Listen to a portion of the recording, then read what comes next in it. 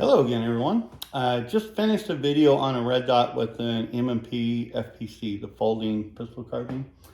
But I also went out and did the AR15 because, again, I'm getting a lot of questions, or several questions, about a dozen, related to red dots and what they should get. The point of aims and all that stuff on a 9mm projectile versus a 223, which is smaller, lighter, and 3 times as fast, basically, you're going to have a different point of impacts on it. So let's talk about point of aim versus point of impact.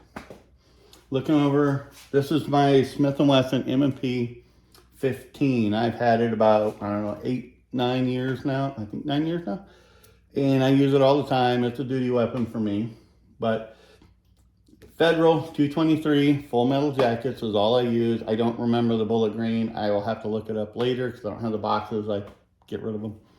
But I want to say they were 55s, but they might have been 62s. But regardless, using Federal 223 5.56. My point of aim was this pink dot right here. And the red dot I was using on that one was a Hollis & Core Ames. Not the flip up window, it's the first version. So I think it's 11,101 was the part number. But my point of aim was this pink dot right here. I did 3 rounds.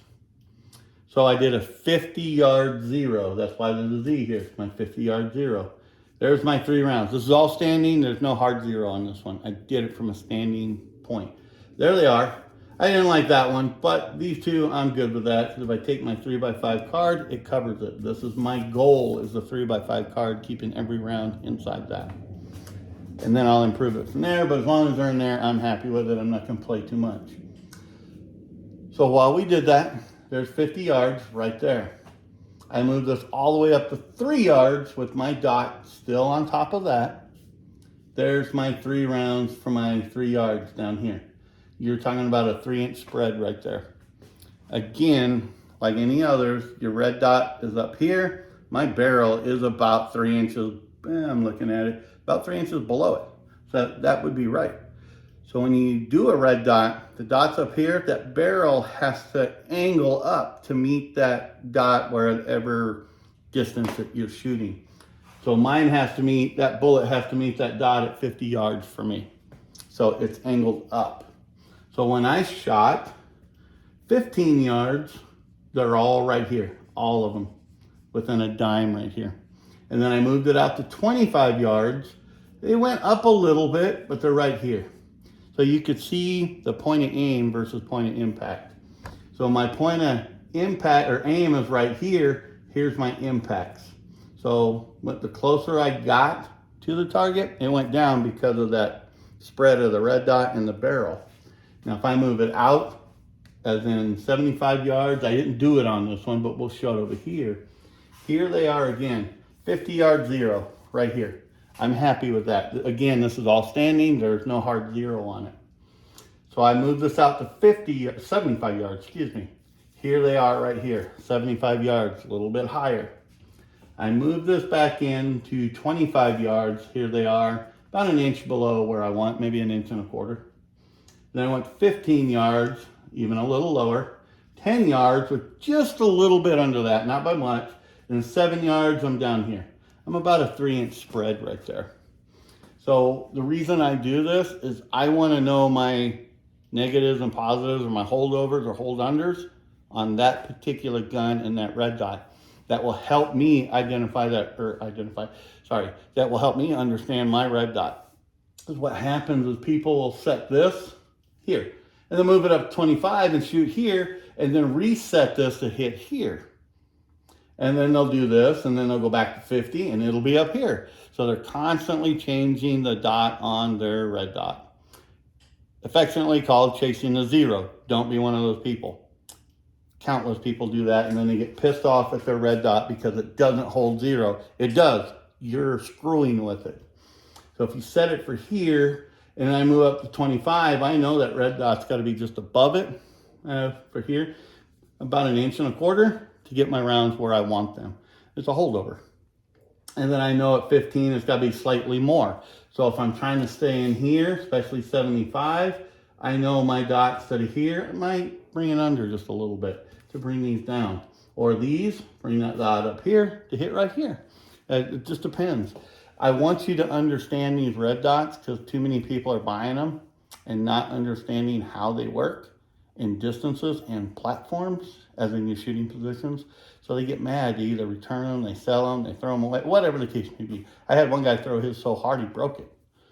Don't do that. You're spending, well, the strike fire or the aims on this one is $300.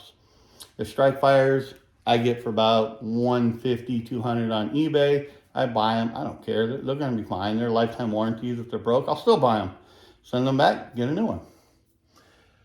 But here is your point of impacts and your point of aims right there.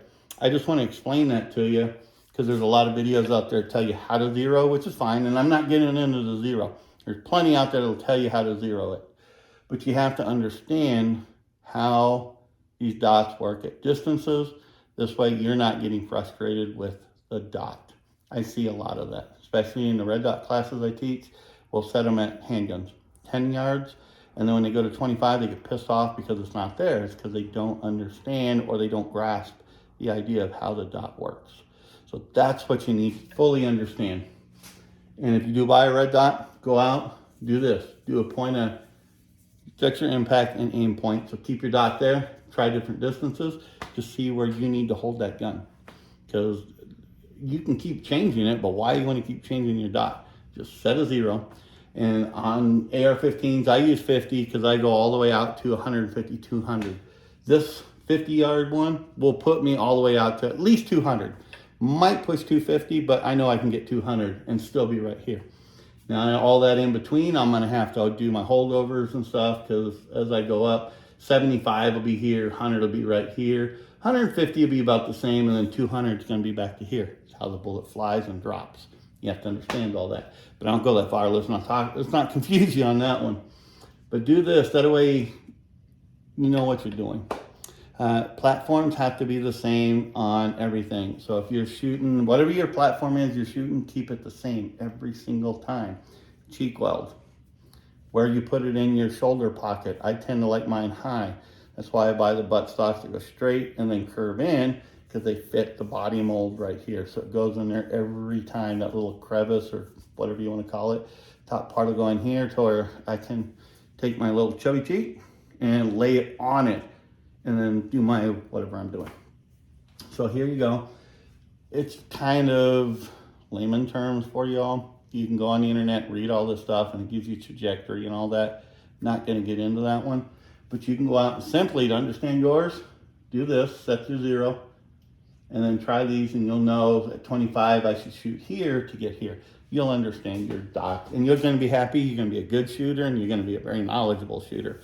In fact, you're going to show up quite a few people out there. And you might even buy some red dots cheap because they're getting pissed off out there. Don't tell them how they work. Buy them cheap. I've done it.